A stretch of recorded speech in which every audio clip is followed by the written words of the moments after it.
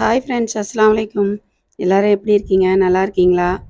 வாங்க சோமா செய்வது எப்படின்னு பார்ப்போம். ஃபஸ்ட்டு ஒரு பவுலில் தேவைக்கேற்ப மாவு எடுத்துக்கலாம். மைதா மாவு கூடவே கொஞ்சமாக நெய் சேர்த்துக்குவோம். அதற்கூடவே தேவைக்கேற்ப உப்பு சேர்த்துக்கலாம். மூன்றைத்தையும் நன்றாக கலக்கி மிக்ஸ் பண்ணி எடுத்துக்குவோம். இப்போ கொஞ்சம் கொஞ்சமாக தண்ணீர் விட்டு சப்பாத்தி மாவு பதத்துக்கு பிணைஞ்சி எடுத்துக்கலாம்.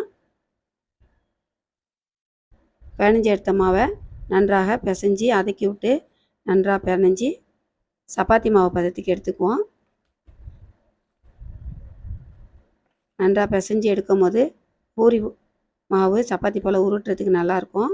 இதே போல் நன்றாக பிசைஞ்சி எடுத்துக்குவோம். பிசைஞ்சி எடுத்த மாவை தேவைக்கேற்ப சிறு சிறு உருண்டைகளாக போட்டு எடுத்துக்கலாம். நம்மளுக்கு விருப்பம் போல் எடுத்துக்குவோம். நான் இப்போ சின்னதாக தான் போட போகிறேன்.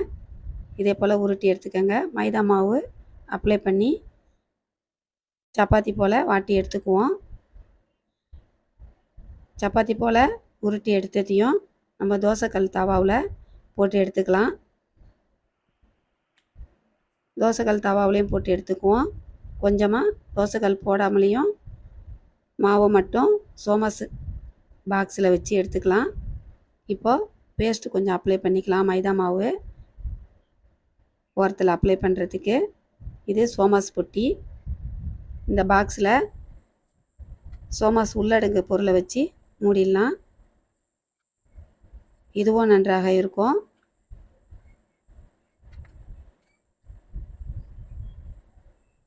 ஓரத்தில் மாவு அப்ளை பண்ணால் ஒட்டிக்கிட்டு பிரிஞ்சு கொட்டாது. எப்படி பார்த்தா சில நேரம் பிரிஞ்சு கொட்டிடும். பார்த்து தான் கவனமாக போடணும். இதை போல் செஞ்சு வச்சுக்கலாம். இப்போ தோசைக்கல்லில் போட்டதையும் ஃபுல்லாக கட் பண்ணி எடுத்துக்குவோம்.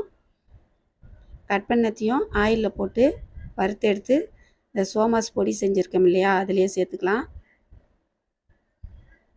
தேங்காய் திருவகளோட இப்போ எல்லாத்தையும் வாட்டி எடுத்து கட் பண்ணியாச்சு. இப்போ வாட்டி எடுத்த கட் பண்ணத்தை ஆயிலில் போட்டு எடுத்துக்கலாம். இதையும் நன்றாக உடச்சி விட்டு அந்த தேங்காய் திருவல் பூவோட சேர்த்துக்குவோம்.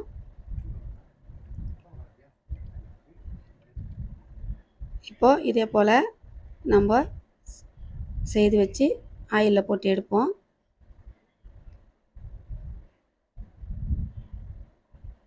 சோமாஸ் பாக்ஸில் செய்கிறதும் நன்றாக இருக்கும். நம்ம தனியாக கட் பண்ணி போடுறதுலையும் நன்றாக இருக்கும். உங்களுக்கு எது விருப்பமோ அதே போல் செஞ்சு சாப்பிடுங்க. இதை போல் செய்து சாப்பிடும் போது பிள்ளைங்களுக்கு ரொம்பவும் பிடிக்கும். நன்றாக விரும்பி சாப்பிடுவாங்க. ஏற்கனவே இந்த சோமாஸ் செய்கிற வீடியோ எப்படி பொருட்கள் செய்கிறதுன்னு போட்டிருக்கேன். அதையும் பாருங்கள். சோமாஸோட பொருட்கள் வீடியோ முன்னாடி இருக்குது, பார்த்துக்கங்க. இதே போல் செய்து சாப்பிடும் போது ரொம்பவும் டேஸ்ட்டாக நன்றாக இருக்கும்.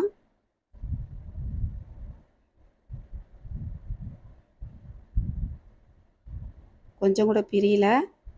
பார்த்து தான் எடுக்கணும். சமயத்தில் பிரிஞ்சிடும். அப்பப்போ ஆயிலை மாற்றிக்கணும். இந்த வீடியோ உங்களுக்கு பிடிச்சிருந்துச்சின்னா ஒரு லைக் பண்ணுங்கள், ஷேர் பண்ணுங்கள், கமெண்ட் பண்ணுங்கள். மறக்காமல் சப்ஸ்கிரைபர் பண்ணுங்கள். பாய். அடுத்த வீடியோவில் சந்திப்போம். அஸ்ஸலாமு அலைக்கும்.